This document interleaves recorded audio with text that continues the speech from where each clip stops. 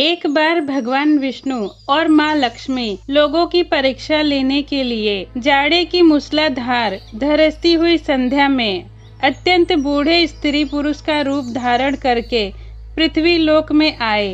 एक नगर के धनी सेठ के द्वार पर जाकर के दरवाजे को खटखटाने लगे। दरवाजा खोलकर सेठ ने जब उन्हें देखा तो बिगड़ते हुए बोला, अरे रे, कीचड़ सने पांव से सारे दलान में मिट्टी फैला दी, भागो यहाँ से। वृद्ध गिड़गिड़ाते हुए बोली, सेठ जी, हम इस रात में कहाँ जाएंगे? ठंड से प्राण निकल रहे हैं, कहीं ठहरने भर की जगह दे दो। परंतु सेठ ने द्वार बंद कर लिया। उन दोनों को सेठ के महल के पास ही एक टूटा फूटा सा घर दिखाई पड़ा। उसके टूटे किवाड़ से दिए के प्रकाश की एक किरण दिखाई पड़ी। बूढ़े ने बुढ़िया से कहा, आओ चलो उस घर में भी आश्रय मांग कर देखते हैं। बुढ़िया ने कहा, जब इतने बड़े सेठ ने अपने यहाँ स्थान नहीं दिया तो ये कंगाल क्या देंगे? और ठहरने को जगह मिल भी गई तो रात भर बिना ओढ़ने बिछोले के इन फटे भीगे कपड़ों में तो प्राण ही निकल जाएंगे। वृद्ध बोला, कुछ भी हो, मुझसे तो अब और चला नहीं जाता। और उसने आगे बढ़कर द्वार खटखटाया। दूसरे ही क्षण हाथ में दिया थामे मैली फटी धोती पहने एक स्त्री ने द्वार खोला। उन दोनों की दशा देखते ही वह करुण भरे स्वर में बोली, हाय हाय, तुम इस अंधेरी रात में कहाँ भटक रहे हो? आओ आओ, भीतर आ जाओ। उन्हें सहारा देकर वह भीतर ले आई। छोटी सी कोठरी में दो टूटी फूटी चारपाई पड़ी थी। उनमें से एक को खाली करके स्त्री ने उन्हें बैठने को कहा। दोनों के भीगे कपड़ों से पानी गिरकर कोठरी गीली हो गई थी, परंतु उस स्त्री ने उसकी तनिक भी चिंता न करके जल्दी जल्दी अंगीठी में आग सुलगाकर उन्हें तापने को कहा। फिर अरगनी पर से दो पुराने परंतु धुले हुए साफ कपड़े लाकर बोली, बाबा, आप लोग अपने भीगे कपड़े उतार कर इन्हें लपेट लो। क्या करूं, मैं बहुत गरीब हूं, इसलिए इन्हीं दो कपड़ों में गुजारा करना होगा। आपके कपड़े मैं निचोड़ कर फैला दूंगी। उनके कपड़े बदलवा कर वह रसोई में गई और दो पीतल की छोटी छोटी थालियों में बथुए का साग तथा बाजरे की रोटी रखकर ले आई। और उसने वृद्ध से कहा, माता जी, आज मेरे घर में यही भगवान का प्रसाद है। मुझे बहुत दुख है कि न तो घर में घी है, न ही दूध और न ही चीनी। वे दोनों खाते हुए बोले, कोई बात नहीं बेटी, हमें तो यह भोजन बड़ा स्वादिष्ट लगा। थोड़ी देर में उस स्त्री का पति भी आ गया। वह बेचारा भी रोजगार की तलाश में दिन भर घूमकर अब थका मांदा लौटा था। पत्नी ने अतिथियों को भोजन खिला देने के बाद उसे द्वार पर ही चुपके से सारी बात बता दी। यह सुनकर वह भी बहुत प्रसन्न हुआ।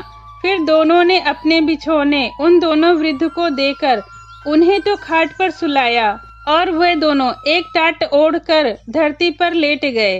प्रातः काल ही जब बारिश बंद हो गई तो वे वृद्ध जाने लगे। सरला ने उन्हें हाथ जोड़कर सूरज निकलने तक रोका। फिर घर में जो 4 दाने पड़े थे उन्हें पीसकर आटा गूथा, रोटियां बनाई, उनके साथ बांध दी और कहा, माता, हम निर्धन हैं, इसलिए जैसी सेवा करनी चाहिए थी वैसी कर न सकी। आशा है आप हमें क्षमा कर देंगी। वृद्ध ने उत्तर दिया, बेटी, हम गरीबों की जो तूने सेवा की है उसका फल तुझे भगवान देंगे, पर आज तो जिस चीज को छुएगी वह दिन भर खाली ना होगी। ये कहकर वे लोग चले गए। सरला को अपनी बथुए की हांडी को साफ करने की याद आई। रसोई में जाकर उसने हांडी उठाई तो देखकर आश्चर्य में पड़ गई। उस हांडी में असरफियां भरी हुई थी। अब जो उसने उसे उलट कर रखा तो वह दोबारा भर गई। वह जैसे ही उन असरफियों को निकाल कर रखती, हांडी में दूसरी असरफी भर जाती। दिन भर में उसकी कोठरी असरफियों से भर गई।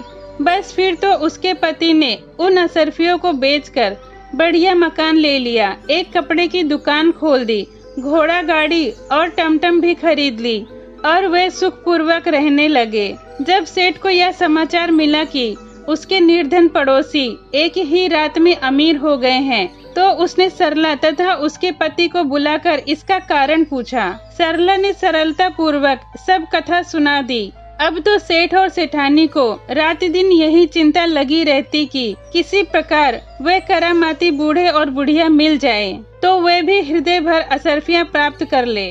भगवान तो लोगों की इच्छा करते ही मनुष्य के हृदय की बात जान लेते हैं। एक रात जब बहुत जोर से पानी बरस रहा था और ओले पड़ रहे थे, तो वही बूढ़े बुढ़िया फिर उसी सेठ के द्वार पर पहुँचे। द्वार पर खटखट सुनते ही सेठ ने बिजली के प्रकाश में से झांककर उन्हें पहचान लिया और जल्दी जल्दी अपनी स्त्री को उन्हें लेने को भेजा। बिजली बुझाकर एक दिया हाथ में लेकर सेठानी बाहर आई। झूठी ममता दिखाकर बोली, हाय हाय बाबा, तुम कहाँ भटक रहे हो, अंदर आ जाओ। फिर घर की सबसे टूटी चारपाई पर उन्हें बिठा दिया। घर में अनेकों गर्म वस्त्र होते हुए भी वह उनके लिए फटे पुराने वस्त्र ले आई और बोली, बाबा घर में इस समय यही उपस्थित है। फिर उनसे बिना पूछे ही घर की सबसे घिसी पुरानी थालियों में बथुए का साग तथा ज्वार की रोटी लेकर आई। ओढ़ने को 2 फटे कंबल भी कहीं से मांग कर ले आए। फिर सेठ सेठानी भी उसी कमरे में गद्दे बिछाकर धरती पर लेट गए। प्रातः काल ही जब वृद्ध जाने लगे तो सेठानी ने चना पीसकर रोटी बनाई और उनके साथ बांध दी और बोली, माता हम बड़े दरिद्र हैं, आपकी सेवा न कर सके, आशा है आप हमें क्षमा करेंगे। वृद्ध ने कहा, बेटी जैसी सेवा तूने की उसका फल तुम्हें भगवान देंगे। हाँ, आज तू जिस काम को हाथ में लेगी वह दिन भर समाप्त न होगा। उन दोनों के जाते ही सेठ सेठानी में झगड़ा हो गया। सेठ चाहता था कि बथुए की हांडी वो खोले और सेठानी चाहती थी कि वो खोले। अंत में दोनों ने एक साथ ही हंडिया पकड़ी। इस छीना झपटी में हंडिया टूट गई और कमरे में बथुआ ही बथुआ बिखर गया। सेठानी झाड़ू लेकर कमरा धोने लगी। अब वह तो कमरा साफ करती और कमरे में तुरंत ही सड़ा हुआ बथुआ बिखर जाता। सवेरे से संध्या तक उसे कमरा साफ करना पड़ा। ठीक ही तो है, जिसकी जैसी नियत होती है भगवान उसे वैसा ही फल देते हैं। आपको कहानी कैसी लगी कमेंट में जरूर बताएं। वीडियो पसंद आई हो तो लाइक करें। ऐसी ही कहानियों के लिए मेरे चैनल को सब्सक्राइब करें। ये वीडियो देखने के लिए आपका धन्यवाद।